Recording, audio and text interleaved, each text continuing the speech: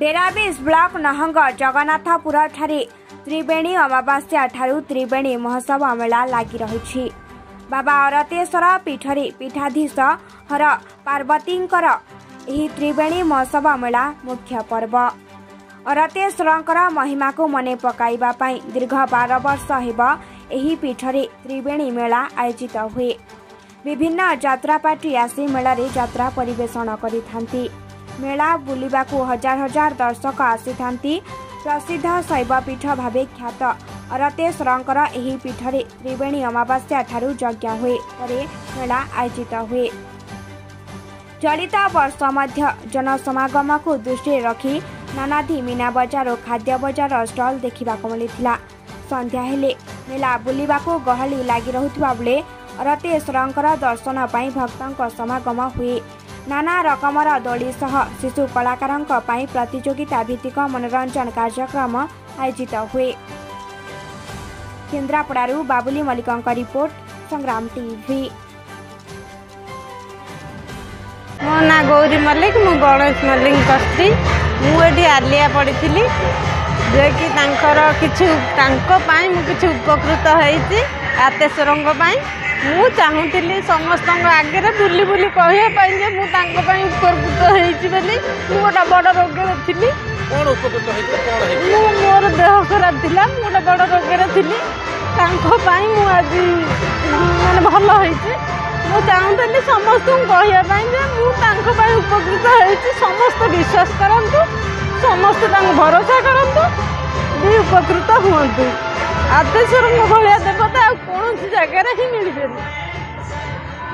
वर्ष त्रिवेणी अमावास्या यज्ञ आरंभ हुए।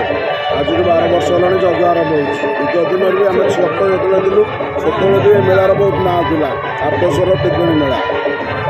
मझे किसी दिन यात्रा परिवेशन होना यज्ञ भी होना। 12 वर्ष होगा समस्त मेम्बर मैंने गाँ पिला सहयोग अनुष्ठान चलुच्छे। केमती कौन आपको आयोजन करती, कौन सब नियम कौन कहे? आमर भी जी सभापति अच्छा धीरेन सेठी उपसभापति सुरेश कुमार दास एम सहयोग और भी मेम्बर आम 70 जन पिला भी अच्छा। प्रति वर्ष से सहयोग अत्यंत परिश्रम द्वारा अनुष्ठान चलुच्छे। Thank you. लंका आज्ञा ये जो यज्ञ केते वर्ष होलानी होची को स्थान रे होची कोन कहबे? यज्ञ आज्ञा 18 वर्ष होलानी। को स्थान ये कोन कहबे? ये होची हमर नंग पंचायत जगन्नाथपुर ग्राम आतेश्वर पीठ। कोन सब रहिची खासियत कि भली भाबे आयोजन करतनी? केते दिन मेला पड़ुची? मेला हमर 5 दिन मेला। हमर लक्ष्य जेते भक्त आसंतु शांति सुगला एठार जातु, निज मनोरंजन कार्य करतु, सब परिवार समर आछन। विशेष आकर्षण हमर एठी जो यज्ञ भोजिटी होची हजार हजार लोक खाउचंदी। कोउटु आसुची भगवान जानती। ए वर्ष कि भली आयोजन करचंदी कोन कहबे? एबर तो बहुत बड़ धरणर आयोजन होईची। आपण केमिति कोन करंती माने केते गा लोक सहाय्य करंती कोन कहंती? सेटा तो 10टा पंचायत रे अछंती समस्त को कबि। एठी यज्ञ कमिटी, यात्रा कमिटी, अंचलवासी 5-10टा पंचायत रो समस्त लोकंकर अवदान आज्ञा अछि। आगामी दिन आउ कोन डेवलप चाहउछ? आगामी दिन तो सरकार निजे जानिछन ना, एटा 20 वर्षर अनुष्ठान हलानी माने से जानिछंदी। हमको जदि सहयोग करियो आमे आउरी चिर उपकृत हबु, किछि असुविधा नै। को तिथिर यज्ञ आरंभ हो कार्यक्रम? यज्ञ तो प्राय हमरो त्रिवेणी अमावास्या और फेब्रुआरी मासरे आसे माघ सप्तमी। महिमा अनेक लोक जहाँ सर्पघात हुए ये ठाकुरंकर से धंडा पादुक पाइले अनेक आरोग्य होती एवं अनेक अधिया पड़ी अनेक बर प्राप्त होती। बहु प्राचीन कालरू आंकर महिमा ये होचंती भगवान आरतेश्वर। आरत कहले जे दुख को लोप करती, जे दुख को हरण करती, जे दुख को विलोप करती, से हिसाब से ना दिखाई आरतेश्वर।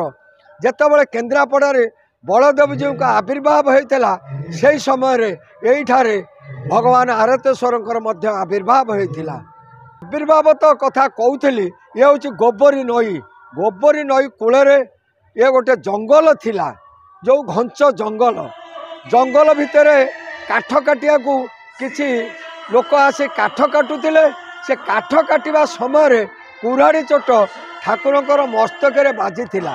मस्तक बाजिला पर रक्त बाहरिला। से काठुरिया देखिए हतबाक हो जाइला, कहला कौन ये रक्त बाहर ये तो गछ मु हाणुची रक्त कौटू आसला तापर से दिन काठुरिया को मध्य राति स्वप्नाघात होता एवं आलीर आमर एटा आली अधीन ए आमर अंचल जाऊँगी आली रजा को स्वप्नाघात होता रजा ता परदिन आसिले खोलिला परे एठी फेरे निजुक्ति करिवे एक ब्राह्मण एठी नथिले पुरी रजा ब्राह्मण मानक आनी 2 जन ब्राह्मण जे कि कन्हई पंडा जनक ना आउ जनक नाम हूँ दनई पंडा 2 भाई आसिले रजा तांको एठी जमी देले घर ढिओ जोगई देले एवं से दिन ठारू एठारे भगवान आरतेश्वर को पूजा अर्चना महा समारोह चली एठारे आमर जो विभिन्न पर्वपर्वाणी पालित हुए गोटे मुख्य हूँ जागर गोटे बड़ ओषा माने हजार हजार श्रद्धालु एठारे भक्त माने आसंती रात्र जापन करती एवं श्रद्धालु माने दीप जाली तांकर मनस्कामना पूर्ण करती।